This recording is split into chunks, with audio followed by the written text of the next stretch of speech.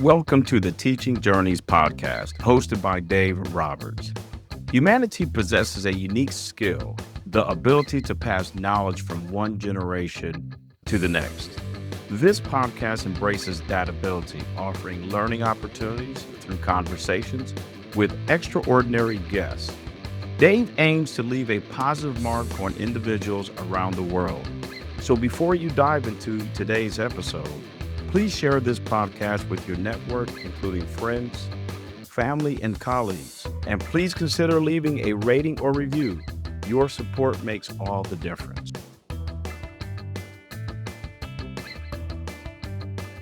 Hi, everyone, and welcome to another episode of the Teaching Journeys podcast. I'm your host, Dave Roberts, and today it is my pleasure to have as my guest Theresa Mark.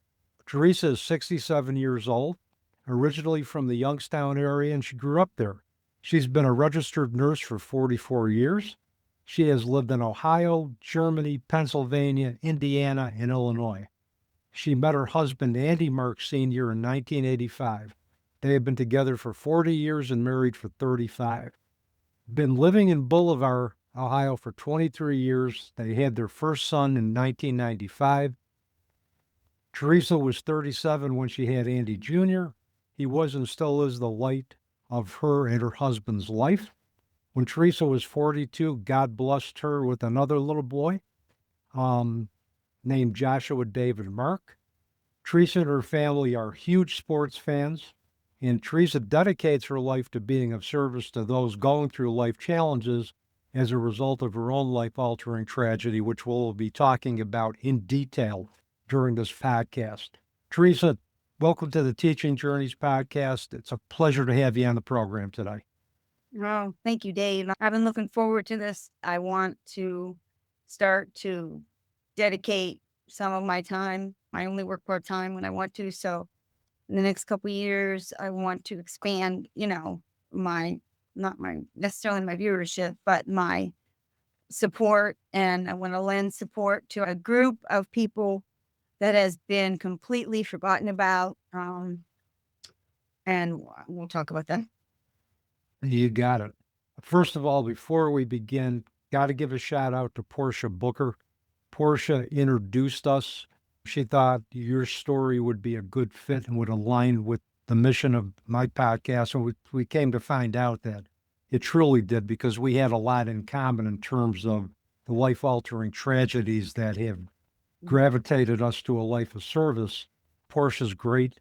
I would be remiss if I did not acknowledge her efforts to bring together good people. She's all about community, and she's all about building and fostering supportive, compassionate communities. Yeah, and she, as I told you earlier, she's been a part of my family for over 10 years. She went to Kent State University, and my older son, Andy, and her became friends, and that was it. Yep. We've been friends with her ever since, and she was part of our story with my son's tragedy, my son Josh, and she was also a good part of our story because she officiated at my son's wedding, Andy, and his new wife, Abby, last year on December 14th. So you didn't know that. No, Yes, she was amazing. Yeah, so adding to her list of accomplishments, now she is an ordained minister. So, yes. That doesn't surprise me. No, I know. It didn't surprise me either. No. Yeah, I'm not surprised. Anything she puts her mind to, and she does it with her heart and 100% effort. So, Well, we love you, Portia. yes, we love you, Portia. And so my first question for you, Theresa, is tell our audience about the experience or experiences that have shaped your life path and your life passions today. Well, I've had a lot of experiences as a nurse for 44 years. I'm 67 years old, so there have been a lot of things that have shaped my childhood.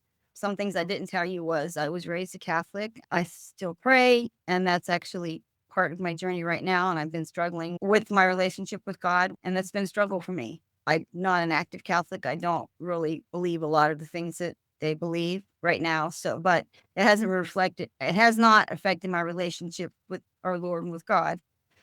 But when something like this happens, you don't know how to feel, Why did he pick my son Josh to become ill? Why couldn't it have been somebody that was an evil person or less deserving? Why was it a good person? And so I have to think about that when I think about a podcast like this, or when I think about helping people that have been through a suicide, like my son committed, which we'll talk about. And I actually teach nurse aid students right now, not nursing, nurse aid students, certified nurse aides that work in nursing homes. And I actually use it as part of my teaching Mhm. because I'm with them for 2 weeks and I want them to know what I've been through. It seems to me like a lot of the young people today are dealing with this stuff, Yep. abuse. I'm telling you, I usually have girls, a few guys occasionally, young 20s, early 30s. More than half of them in every class that I have been abused or have been, you know, some sort of abuse or Mhm. alcoholism or substance abuse. And man, I just can't believe it. And so that's another reason that I thought I really need to advocate for mental health awareness. So my Mhm. experience with my son Josh, especially, has brought me to that point. And I've done all sorts of nursing, but especially now, my son had a transplant, and I feel like those people have been forgotten. I don't ever hear anybody talking about what people that had kidney or liver transplants have gone through, about how sick they've been. And I did mention that in my remarks to you. But all of those things have shaped, you know, what I am today and what I hope to keep doing today. Yep. So, And first of all, let me express publicly my condolences for the loss of your son. As somebody who had a daughter, and I call it transition from the physical body to the no, spiritual world over 22 years ago, I can understand the pain of losing a child. Certainly, our children's causes of death were different, which presents its own unique circumstances. However, the pain of losing a child is universal. oh, And absolutely. Yeah, it doesn't matter how, when, where. Unfortunately, our experiences have brought us together. and our experiences, at least for me, have motivated me to be of service in a lot of different ways to those individuals who are grieving and to the students that I teach. So the other thing you mentioned was about a crisis of faith after Josh passed. I had a crisis of faith too. I mean, I was angry at God for quite a while after my daughter's passing, asking questions about why me, why my family, why did you pick us, why did you choose us? And I kept asking those questions until I realized that the only answer I was ever going to be satisfied with was with God coming down and saying, look, we made a mistake. We're going to give you your life back. And once I knew that wasn't going to happen, I began to get clarity and began to take steps to re-engage in life with purpose. But it's a process. Yeah. And there's going to be, for those who are going to be watching the YouTube version, you're going to see pictures of Josh in the podcast. And he's a handsome young man. I like to ask my guest contributors who have lost somebody very near and dear to their hearts for us and my audience to get to know them through your eyes. So with that, tell us about Josh. Tell us what you love about him, what you want the audience to remember most about him. His smile speaks for itself. He was such a happy baby. Blonde hair, blue eye, full of energy, just about the best little boy you could possibly ever want. Never got in trouble once. Didn't really fight with his brother very much. Two boys, that's all we had. They were not too close in age, 5 years the difference. But he was just the perfect child. Not that Annie wasn't. When you're a new parent, you're getting to know things, and hopefully by the second one you feel better, which I did. Being older too, I was where I wasn't going to have patience, but I did. That one really came pretty naturally. Thank God I have a wonderful partner and husband. He's been the rock of our family. But back to Josh, he very smart in kindergarten, grade school. He was in advanced math classes all through grade school and middle school. He was able to participate. I don't know what you guys call it out where you're located, but we in Ohio we call it College Credit Plus. And he was Mhm. taking those classes when he was already a junior in high school, and he got You take college classes and then you get credit for it, you know. Hmm. So he was already doing that. The other part of him was an amazing athlete, just from 6 years old all through high school, football and baseball, a little wrestling, a little basketball, but his favorite was football. And then he wasn't as good of a baseball player, but he loved playing. So he did that all through school. And I mean, Josh just, he listened to his coaches. Everyone was always so impressed, how he listened and what a great kid he was. He was kind to everybody. Kindness, like, I can't even tell you. When he was 8 years old, we have a neighbor that has an autistic child, and they were the same age. And they happened to be in the same classes in grade school. And he would come home and say to me, Mommy, why are they mean to Logan? Like, I don't understand. He yells sometimes, but he can't help it. And he wanted to know what was wrong with him at 8 years old. And I said to him, his brain is wired different than everybody else's. That's all that's wrong with him. He's just a little different. And he said, oh, okay. And from that moment on, when other kids would make fun of his friend and neighbor, Josh would stick up for him, even at 8 years old. So right from the beginning, he was just such a kind kid, curious about everything. That was just the biggest thing. Smiling. He loved life. He was a good friend to everybody, just absolutely loved life. Until he got sick when he was a junior. So did you want me to talk about that now or? Yes, you can. You can Okay. you just go wherever you want to go.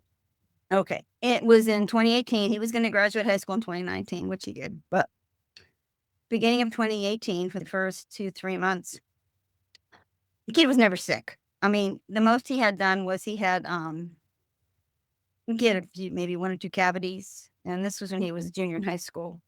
And occasionally he would get a sinus infection, cold. Things kids get, stomach flu and that, but he never was really, really sick. And that didn't even happen very often. He was just a real healthy child. So when he started getting all these things, started out with headaches, and then we thought he had sinus infections and ear infections and strep throat and even pneumonia once or twice. This was not normal for him. So we took him to his pediatrician. He was still seeing pediatrician at 17. I didn't feel the need to switch him to an adult doctor because this guy knew him when he was a little kid. So I figured I was safe as a nurse to stay with him until he kind of kicked us out.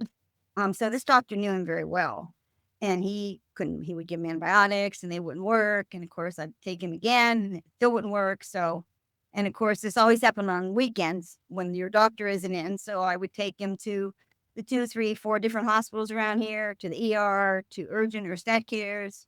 They would treat him, antibiotics. Well, everything would come back. Everything kept coming back and he kept getting worse.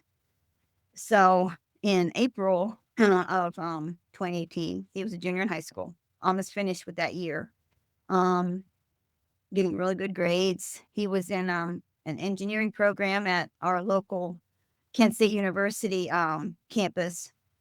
And so he was going there for he wanted to be an engineer, like my husband. And he was working on this project, and we thought he was just tired from doing school and baseball and working on this project, plus his other classes.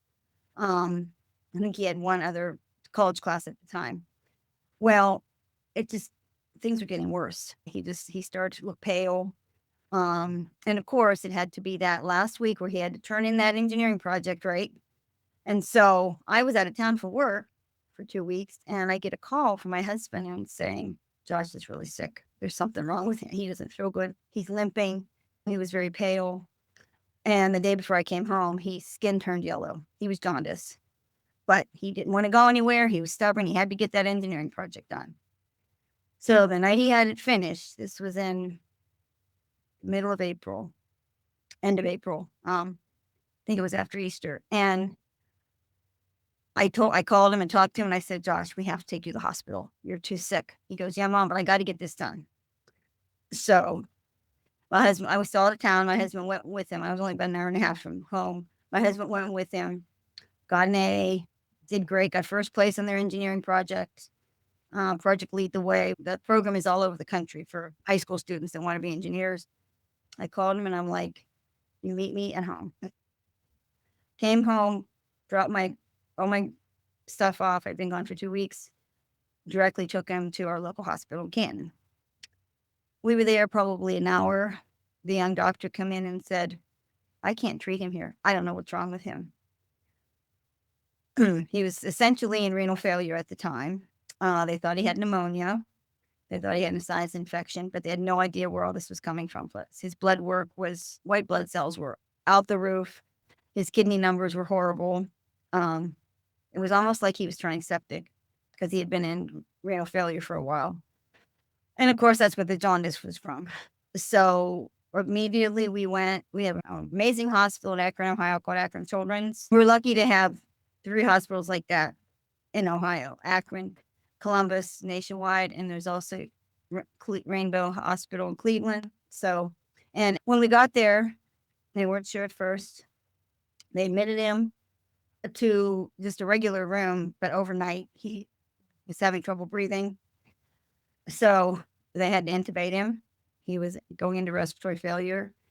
And during the workup, the one doctor actually came in that night. She was a rheumatologist.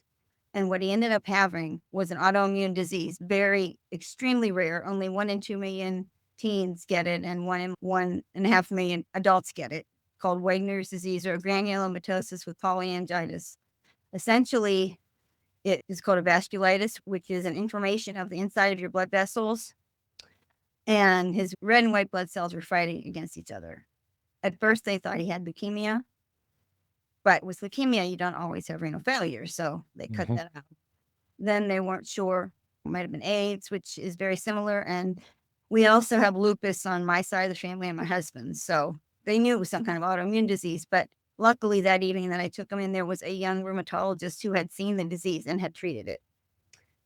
Thank God. If we had gone anywhere else in Ohio, we wouldn't have found this young lady.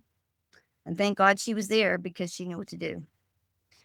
And it took a few days. They had to confirm the diagnosis. And the only way to do that was to get a kidney biopsy, which unfortunately hospitals on the weekend, I'm afraid it's going to get worse. Sometimes they don't have the facilities or people to do a biopsy on a Sunday or a Saturday. So we had to wait till Monday morning. And that was horrible because he was in ICU and he was off and on a ventilator, but there was nothing they could do. The treatment was very specific and very damaging. And if it wasn't that, it might cause other side effects, and they had to be sure. So Monday morning, they did it.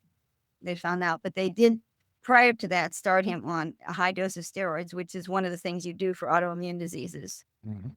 And the other thing they were able to do was they had to start him on dialysis. They had no choice. Otherwise, he would have died. His body was toxic because it wasn't being flushed out through his kidneys, the toxins. So they did find out what was wrong. And then after the diagnosis, he was still intubated, but they were able to start him on a treatment. The first thing they did, which I think helped more than anything, was a procedure called plasmapheresis, where the first thing they do is they take all the blood out of your body and they separate the plasma. It's in the machine at the bedside. And they try and purify it. And dialysis does that too. But this is even an extra step that they do just with your blood. So they did that couple times, and what they did was a plasma exchange, which they took his old plasma off and gave him a donor plasma, and that seemed to do the trick. The other ones helped, but not that much. And then he was also started on a regimen of oral autoimmune disease medicine. It's a chemotherapy medicine. It's called rituximab, and a lot of people get it for cancer and other autoimmune diseases. And it decreases the inflammation in your cells. And so that whole combination worked. It worked. It did not take away his kidney failure, obviously. Your kidneys don't just bounce back. But he was in Akron Children's for 3 months. I only left him twice. My husband, we weren't very far from Akron, only 40 minutes. So it wasn't a super long drive, but long enough. My husband was in the middle of a project at work. He had to finish it. So he would be all day at work, come up there, and then come home, get up, go to work. He did that for 3 months. I honestly don't know how he did it. Honestly, he's a super guy, he's Superman, I'm telling you. So, and luckily too, my older son Andy was still home. He had graduated from college like a year before that, but hadn't been able to find a job. And he had a job offer, but he turned it down to stay home. It was like God put things in the right place at the right time. The other thing that happened was he did come home. The medication kind of masked his kidney disease, and they were working, not great, but enough that he didn't have to be on dialysis in that summer when he came home. And the school, and especially his football team, they were amazing. They prayed for him all the time. They came to visit him. I mean, we had visitors every day at that hospital, amazing people around here. Plus, my family from Youngstown came, and my husband's family's from Pittsburgh, so they came. I mean, we just had a ton of support. Then he was able to come home for that summer, but he had to walk. I don't know if you know anyone that's ever been on dialysis or had kidney failure. Diet and fluid balance are the key to them staying alive. Plus a ton of meds. He's an 18-year-old kid. He was an athlete. Can't have ice cream. He can't have milk. He has to watch his water intake. And as an athlete, you do just the opposite. You eat a lot of protein. You eat dairy. You stay hydrated. All that changed for him, just like this. His life changed overnight. The other thing that happened, which I forgot to mention, because of the treatment, the plasmapheresis and all the other medicines and stuff, he ended up getting blood clots in his carotid and also in his jugular. And because of that, he wasn't allowed to play sports because they were too afraid that it would break off and kill him. Because otherwise he was doing well until that summer, until he started up his senior year of high school. About 2 months in, he got really sick again and he needed to go on dialysis. But in that time frame, he had been dating a girl for 4 years in high school at that point. And she was a year older than him, and she was going to the University of Akron. So he was able to go see her, go up there and stay with her, and felt like he had a life rather than just being sick all the time, which was really good for him, I thought, at the time. In October, he had gone to visit her, and then he took her to a movie and took her back to Akron. On the way home, he didn't realize how sick he was, and he almost died. He rolled his car over. He fell asleep. And he didn't drink or anything. All he did was take the meds. He didn't take pain medicine. There was no substances except for the medicines that were keeping him alive. And here found out that his kidneys had completely failed and he needed to go on dialysis at home. So that was the second miracle. Akron Children saved his life. God saved his life because he didn't die in that accident. And then the third one was, so this was in 2018 into 2019. He was a senior in high school. Like I said, he couldn't do sports, and that really killed him more than school or anything. He would have been in his senior year in football, amazing football player, athlete, 10 years, and he didn't get to play a senior year in high school. I don't know if you know kids that are athletes, but can you imagine how that would have just broken them? Just broken them. And it did, that finally, because when he was in Akron Children's, the thing that I love about children's hospitals especially is they really take care, or they try and take care of the young person's mental health. There were counselors in there every day. They had child life specialists, and they loved him because he was a teenager. And normally they don't have teenagers in children's hospital. They have little kids that don't talk to them. So they absolutely loved him. The nurses would come hang out in his room. We were like the social area of the floor. They loved him. And the other thing they do is they also give mental health and psychological support to the parents, and they're separate from the kids. So when he became an adult in adult hospital, they didn't do that at all. So he got through his senior year in high school. He was able to graduate. We had a lot of community support. His girlfriend was amazing. I think that had it not been for her, he might have lost the will to live at that point. And I bring this up because they were just inseparable, and they had never had boyfriends or girlfriends. They were like each other's first love, and they hardly ever fought, and until the mental illness started to seep in. And then things changed, but that wasn't until after he graduated from high school. So he graduated from high school in 2019 in May. So during that time frame, now when he was 17, being at Akron Children's, he could have gone on the transplant list, okay?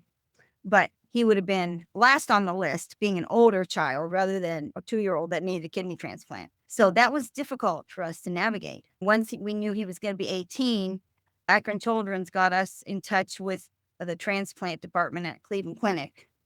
So we did preliminary stuff. Once we knew he was going to be 18, then he could get on the adult UNOS list. Well, guess what? We didn't have to wait that long. And the reason was because he was 18, and not only that, My son and my husband and I were all a match for him. All of us. That never happens, Dave. It doesn't happen. No. Especially because that disease he had was so rare. Here was the other thing. We had lupus on both sides of the family. My mom and my sister had it, and my husband's sister and cousins had it. And because of all that, it made it even more rare that we were a match. So in order to be eligible to be a donor, you have to go through rigorous physical testing and stuff. So my husband's like, well, you go first. Okay. You're his mom. If you can give him a kidney, we'll let you do it. Well, I went first, but unfortunately, unbeknownst to me, even being a nurse, I'm a short person, and short people and older women have small kidneys. I did 2 days of testing for nothing, and the doctor's like, oh, you can't give him a kidney. You're too old. I'm like, geez, you could have told me that before, Mm-hmm. But that was okay. There's still 2 more people. So then the next thing was my husband went and had all the same tests I had. And guess what? He was a match. A little bit younger than me. He was 58, and he was able to give Josh a kidney and obviously saved his life. So that was our third miracle. And unfortunately, Josh was supposed to start in September at University of Akron. He got accepted like a year before that because we applied for early, and he got a $35,000 scholarship.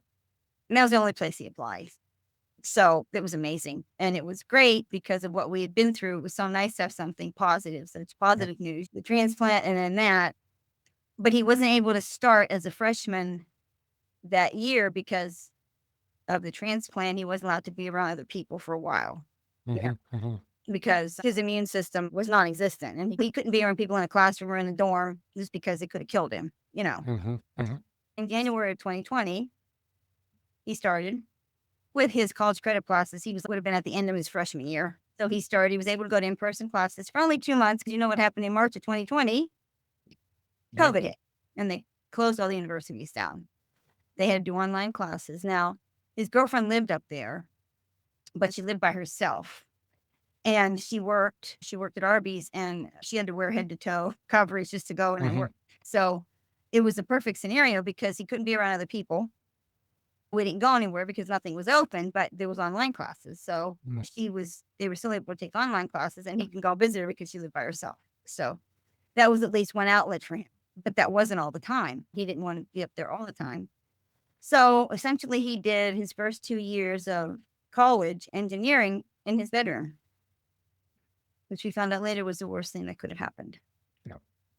Because that's when the depression set in. He had been for years a big video gamer. That kept him some sanity. But as the years went on and COVID went away, he was spending more and more time in his room. Now, when we were stuck here during COVID, he didn't stay up there all the time. He stayed up there a lot of the time, but we would play games and have dinner, and physically he was doing well with the transplant. Even with all the meds, the diet restrictions went away, but he still had meds to take, and he had to go do blood work, and he was very faithful with all that. During that first year, 20 and 21 and 22, he had been getting worse, depression. I also believe he had PTSD, from being close to death so many times and dialysis and everything. He wasn't a normal kid. His life was completely different. And I mean, that's hard enough for us as an older person, as adults, to deal with, let alone someone that age. Well, and he also went through a lot of medical trauma too, as far as, hospital visits and antibiotic therapy and dialysis. And he survived. Like you said, there were 3 miracles for him. So being that close to death, I would imagine if I was a 19-year-old, that would cause some trauma with me as well. Yeah. And I talked to him all the time. How are you doing? And early on, when he had first gotten sick, he had said to me, Mom, I have this funny feeling that I'm not going to make it. I'm not going to be around. But this was before his transplant. So I understood, he was scared. He was unsure. He didn't know if he was going to live. So that's what I attributed it to. But now that I think about it, that might have been the beginning of the depression and anxiety and everything that goes along with it. Yeah. The other thing too is I think young adults and children have a sense of their own mortality. Sometimes they get glimpses into it. I discovered after my daughter's transition that 2 years before she was diagnosed, she downloaded a poem. It was a variation of When Tomorrow Starts Without Me, that, saying, one of the messages was that understand that I wanted to stay, but I couldn't. I had to go. And I think she knew. Mm-hmm. I mean, I can't speak for you or Josh's experience, but there's a lot of young adults that have kind of had that kind of premonition or that feeling that, their stay on this earth was going to be a short one. It was going to be an impactful one, but it was going to be a short one. Yeah, that's kind of the feeling I got too, because after it happened, I'm like, wow, he said that to me. Yeah. And he never said it to anybody else. It was just to me.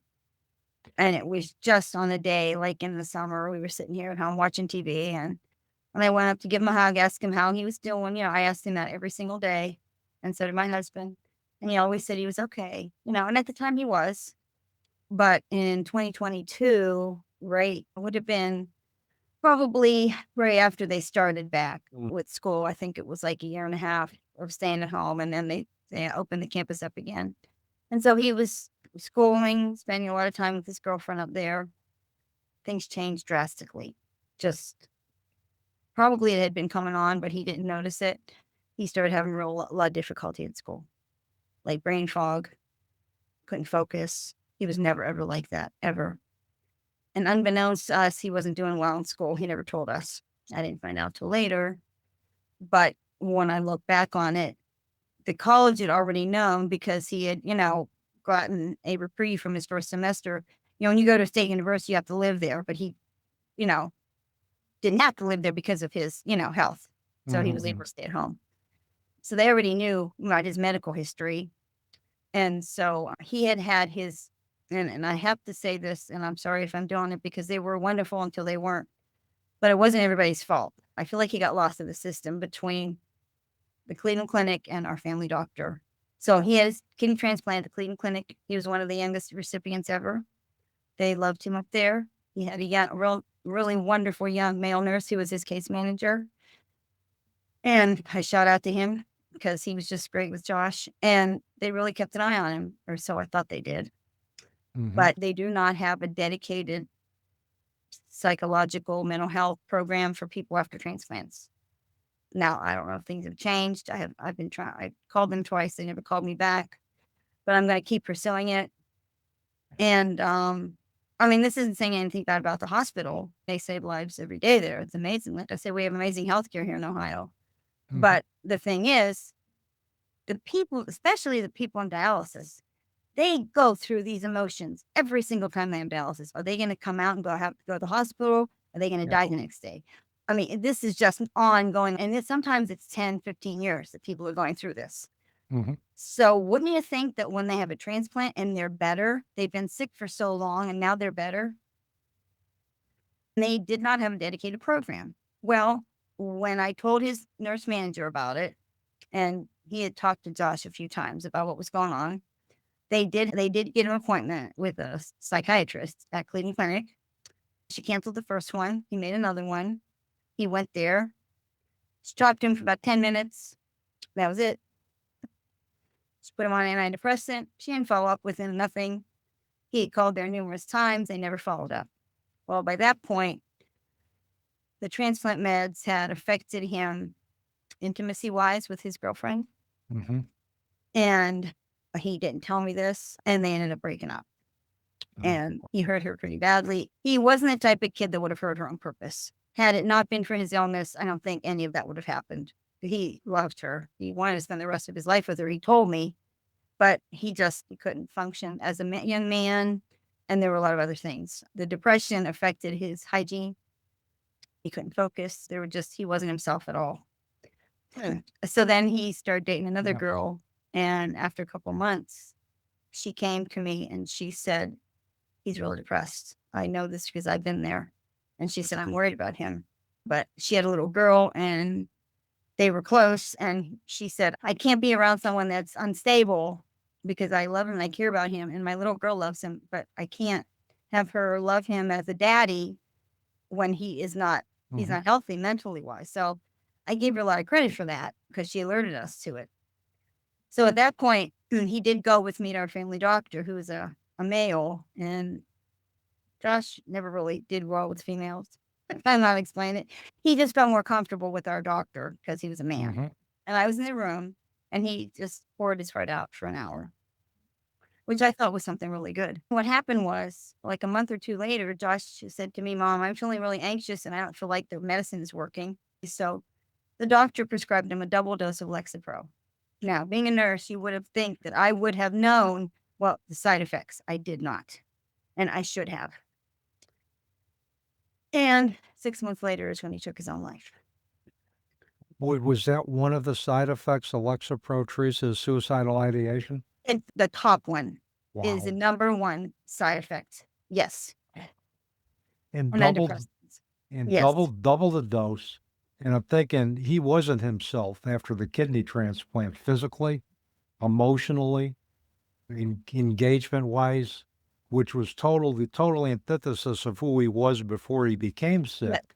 Yes. And boy, that would have for me probably really put up a lot of red flags, knowing who he was before. And I would say, hey, what's going on? You don't seem to be yourself. What's happening?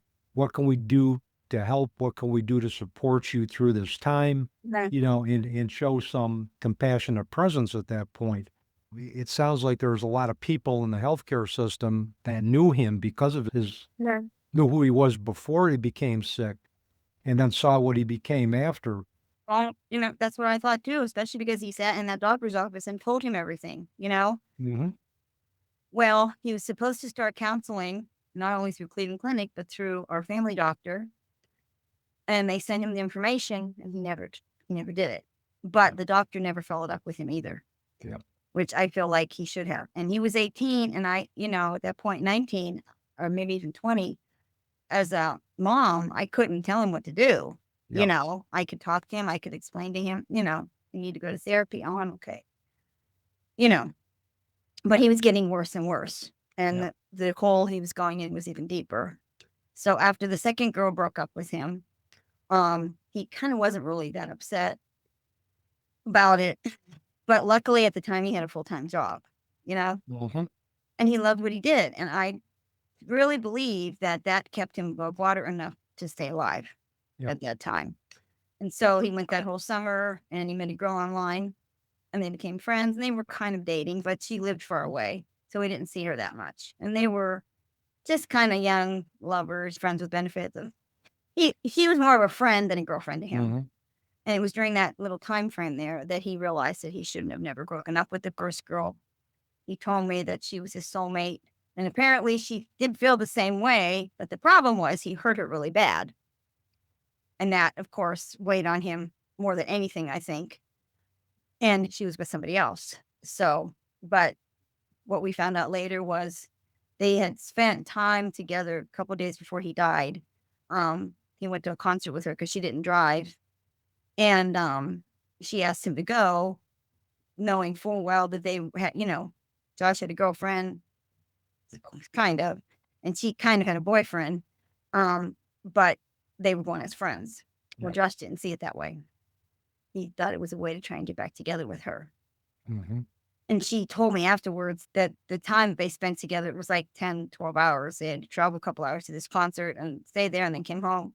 That she had seen that he was completely different, almost back to his normal self, except for the depression. But as far as how he was dealing with her, and she was going to ask him if they wanted to start dating again.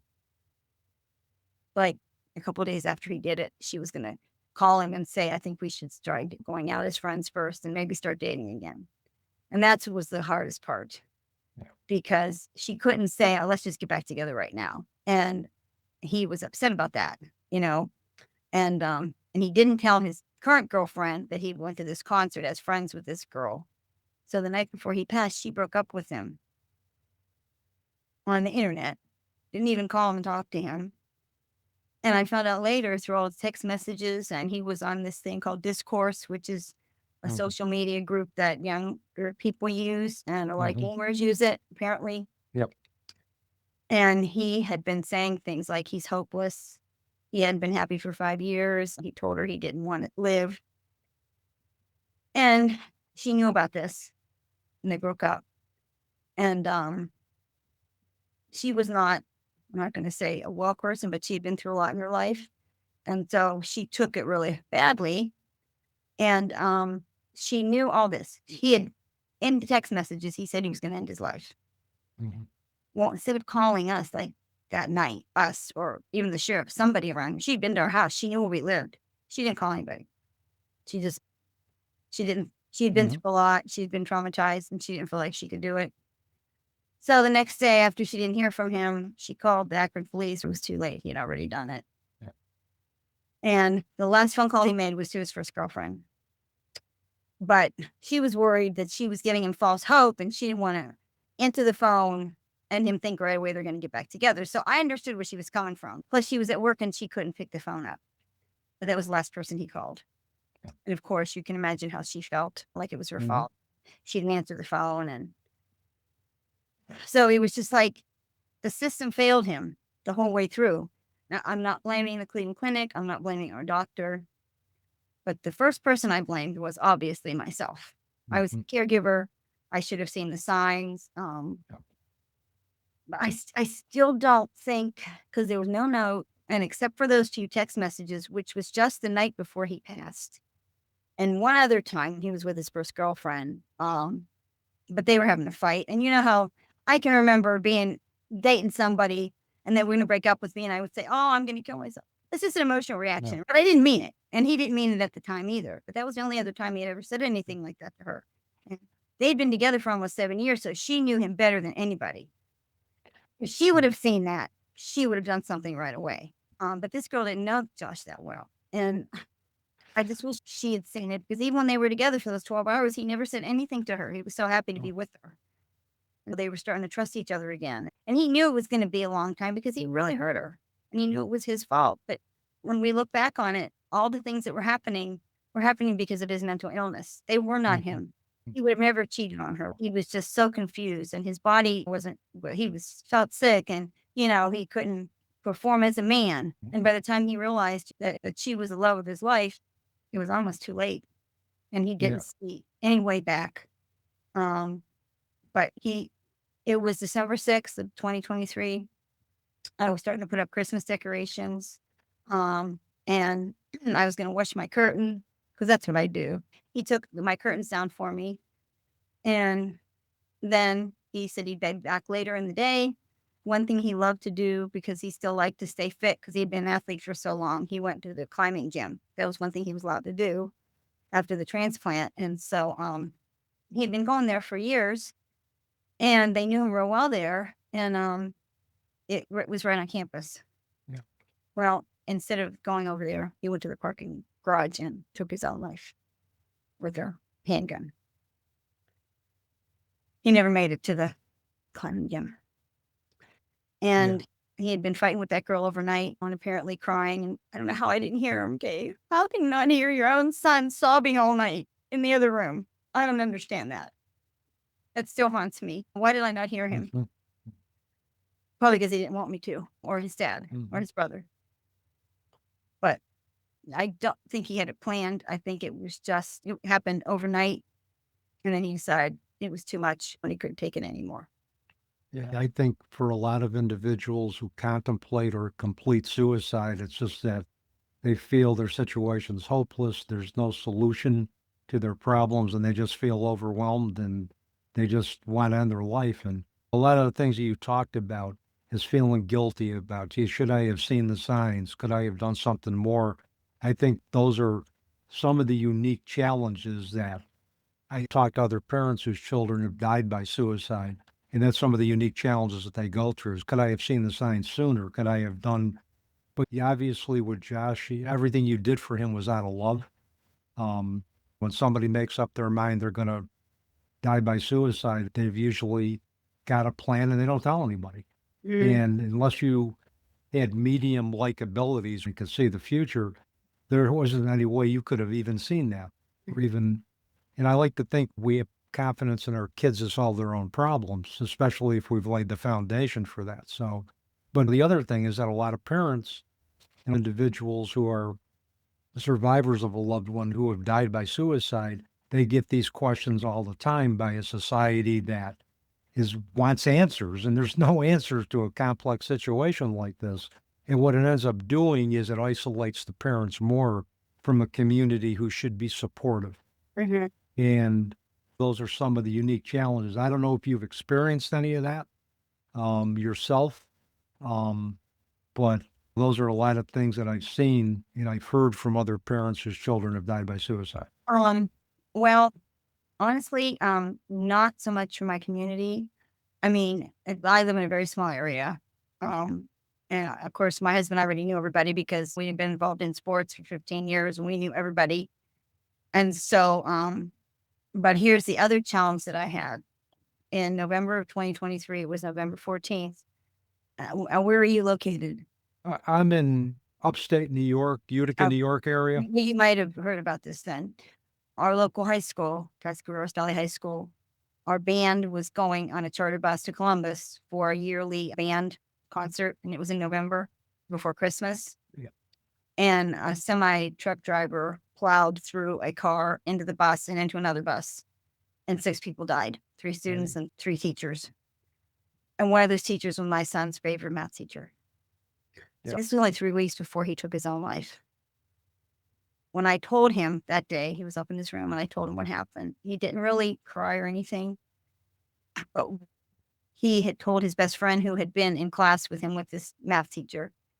His friend told me that Josh said, "Wow, Mr. Kennett died so quick. He didn't have any pain. I hope I go that way, someday."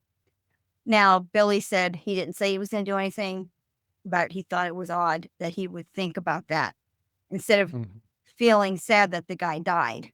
He was sad that he died, but not the way he died, fast. So that's the only thing, everybody I've talked to, that he never said anything to anybody else. So that was the only clue we had that he might. But his friend didn't think anything of it. He agreed with him, like, my God, he was young. He wasn't that young, he was in his 50s, but that's the way to go. You always say that, right? Mhm. When you're going to Mhm. die, you die fast. Yeah, oh yeah. There was absolutely no pain. He was alive and he was gone that quick. This was all over the national news for weeks. It went on and it seemed like it didn't stop. And I'm wondering if that kind of planted the seed for him. Although he didn't have a plan, he had at least thought about it. And there are some things we'll never know about the circumstances of death until we end up meeting our loved ones in the afterlife, which I believe will happen. But, Oh, me you too. know, I've read that in only 18% of the situations or cases where individuals have died by suicide has there even been a note left. So you're Oh, yeah. talking 82% of those individuals who die by suicide don't leave a note. No, So, he didn't. The only way I kind of got an inkling of what was happening was through his friends. He was on a bunch of social media things, and we looked through his computer and I looked through his phone, and that's kind of, I came up with all these things, after putting everything together, but it took me a long time. and that process is important, I think, to individuals whose children or loved ones have died by sudden death, whether it's suicide, homicide, accident, is to kind of retrace your steps and try to put some closure to the actual event and try to get some understanding and that's a natural part of the process. And Yeah, it is. I hope that you and your family get some of the answers that you're longing for. And Well, and actually, my husband hadn't wanted, he didn't. We did go. We're very lucky out here. Healthcare is amazing. Our county, we have a hospice inpatient facility. hmm And along with that, with the county health department, we have counselors that go there hmm that serve the families, the hospice patients. But the counselors also serve the entire county. hmm So we were put in touch with, it was actually through the Akron Police Department because they're the ones that found him. It was their case. They actually got us in touch with the counselors there. And I still see a grief counselor, and there's no charge to us as long as we're tax-paying citizens of our county, which is amazing. And why don't we have more of that in this country? Yeah. Every county has a health department. Pay Yeah. some counselors, let them out in the community, and they service everybody. Veterans, substance abuse, those counselors, they have no boundaries. And hospice and families. So my husband did go for about 4 months, but then he's like, I don't have to go anymore. And that time frame during that first year was difficult for us. He was gone. He was engaged, going to get married. And so we were here alone. We hadn't been alone for years. hmm Luckily, we have 3 dogs that kept us busy. But I was really worried about him in the beginning. But the other thing I've had, which I didn't mention to you, was I've had a lot of people, one in particular, my husband's from Pennsylvania, and his older brother lives out in Lancaster, PA. And one of his daughters married a guy who I found out was a psychic. And I didn't know this until after Josh passed. And he texted me out of the clear blue sky like 2 days after Josh died and said, Josh sent me a message and gave me details. Mm-hmm. I had only met this kid one time. Josh met him one time when he was 2 years old. He didn't know anything about Josh. The things he told me, he would have never known. Never. Like about his death and other things. We didn't even tell everybody how he died at first. But he gave me specific details. So when our son's wedding was, we'd gotten a lot closer with them. They came to the funeral. We had been drifting away from my some of my husband's family. We hadn't seen them in 2 years. So it was good. It was horrible that we had to get together, but it was a good thing, Yep. So now we're close with them again.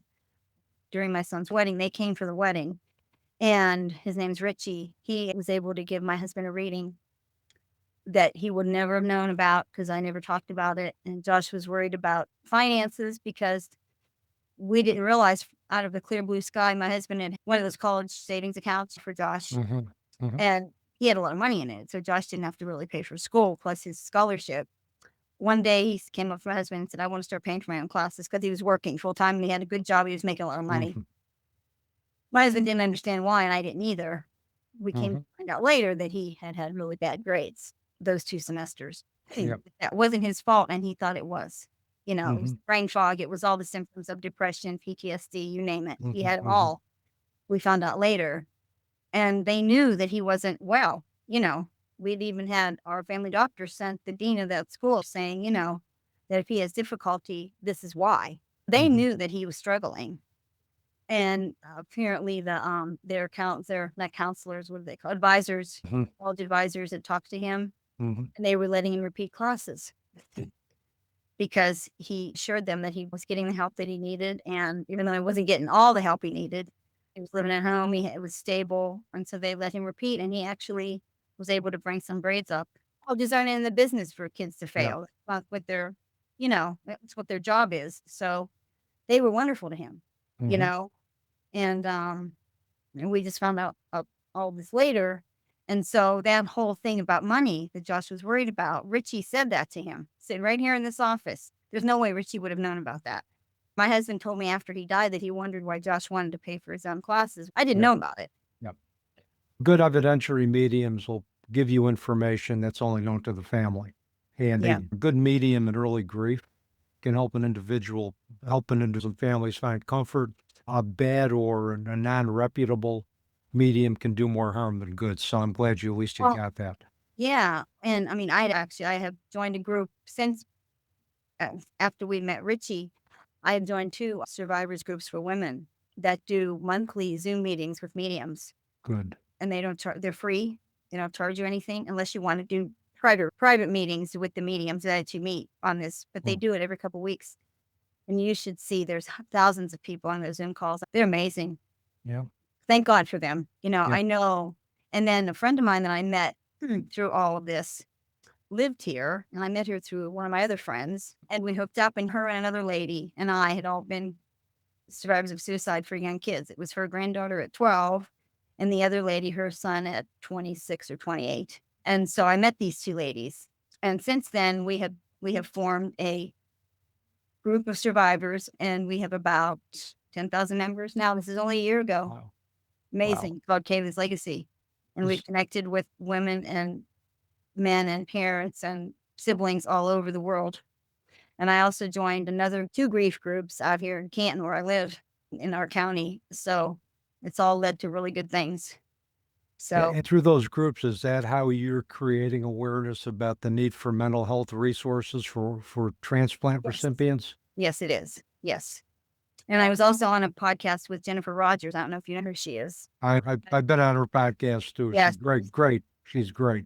she's wonderful. So, yeah. And, now that the wedding's over and my husband and I are having some health issues, we have our house remodel.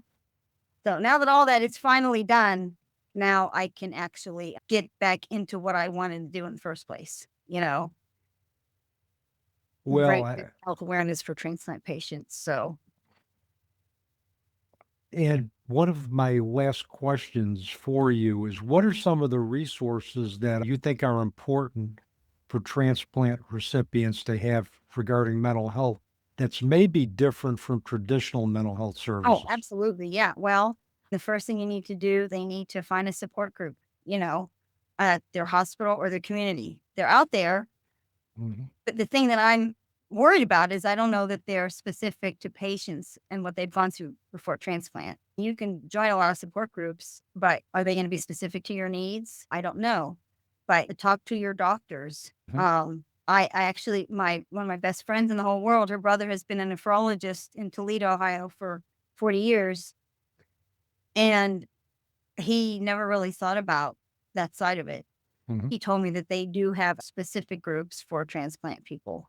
Yeah. So we need to do a better job for mental health overall in this country. Mhm. But I don't know that there's any special groups for that. Maybe I'll be the one to start that here. Yeah. For patients that have transplant or families that have lost someone because they couldn't get a transplant. Or experienced very debilitating mental health and physical health symptoms that contributed to a loss of interest in life and eventually suicide. So, Yeah. and I would see some of the unique challenges with transplant recipients about grieving, about part of their body that they lost, grieving, a part of their existence, like with Josh, who was an athlete, not being able to do that anymore. There's just so many different categories with that that need to be addressed. So, and my last question for you, and thank you so much, first of all, for a great conversation and for sharing your heart and sharing your son. Um, if individuals want to get in touch with you, align with your movement to try to get more resources for mental health resources for individuals who've gone through transplants or are transplant recipients, what's the best way for them to do that, Theresa? Well, I gave you my email, which I Yes. guess you put online, and my cell phone number. The biggest one is K with Legacy, which I gave you the website for Messenger. And I gave you my address for my Facebook page. Yep. And that's pretty much it for right now.